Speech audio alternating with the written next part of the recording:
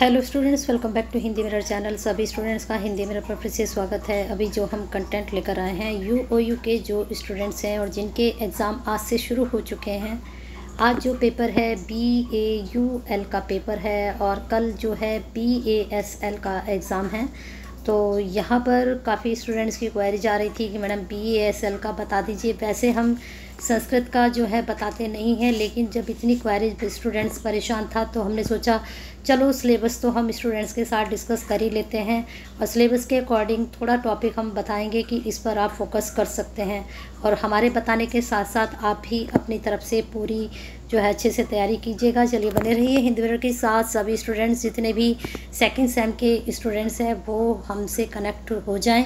और ये जो हम पेपर लेकर आए हैं अभी फ़िलहाल BASL N101 का लेकर आए हैं, क्योंकि स्टूडेंट्स ने हमें ये नहीं बताया था कि उसको 102 चाहिए या फिर 101 चाहिए।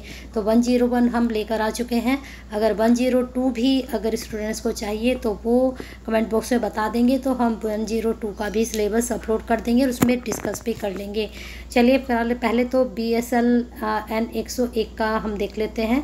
यहाँ पर बैचलर ऑफ आर्ट्स संस्कृत प्रथम सेमेस्टर BSL N101 संस्कृत पद्य काव्यम नीति साहित्य। यहाँ पर हमने देखना है कि सिलेबस में क्या क्या बताया गया है। जो सिलेबस है वो अलग अलग सेक्शन में डिवाइड है, यानी कि खंडों में डिवाइड है। खंड 1, खंड 2 और इसके बाद आपका खंड 3, बस 3 ही खंडों में डिवाइड है और हर खंड में 5 से 6 यूनिट है। तो चलिए पहले खंड की हम देख लेते हैं क्या क्या पूछा गया है। सेक्शन ए में जो पूछा गया है संस्कृत पद्य काव्य का स्वरूप एवं प्रतिपाद्य, यानी कि हमें जो पढ़ना है यहीं से टॉपिक उठाने और यहाँ से 100% क्वेश्चंस आपके पूछे जाएंगे। फर्स्ट यूनिट से भी संस्कृत महावृत्ति की उत्पत्ति एवं विकास ये 99% आप मान के चलिए। संस्कृत नीति काव्यों की उत्पत्ति उनका विकास 99% मान के चलिए।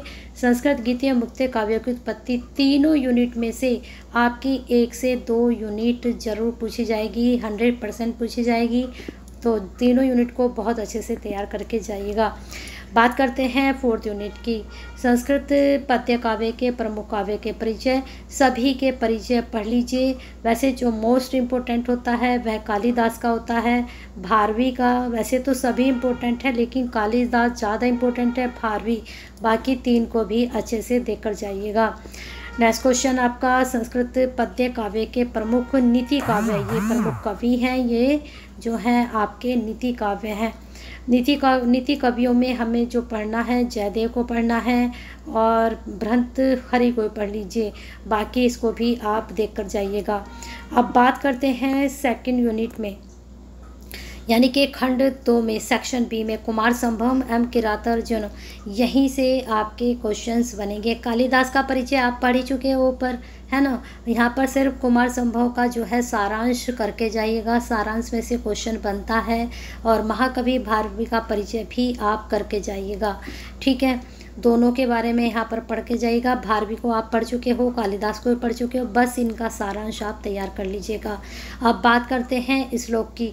श्लोक देखिए, हम नहीं इसमें बता सकते कि कौन सा इम्पोर्टेंट रहेगी व्याख्या, कहीं से कोई सी भी आपसे व्याख्या पूछी जा सकती है, तो सारी व्याख्या एक बार को गो थ्रू जरूर कर लीजिएगा। अब बात करते हैं खंड 3 की। चलिए अब बात कर लेते हैं आपके नीति कम एवं हितोपदेश। संस्कृत नीति साहित्य का परिचय एवं परंपरा जरूर पढ़कर जाइएगा। भर्तृहरि का जीवन वृत्तवन की पद्धतियों का वर्णन जरूर पढ़कर जाइएगा। फिर इसके बाद व्याख्या देखिए, आप सारी पढ़ लीजिए।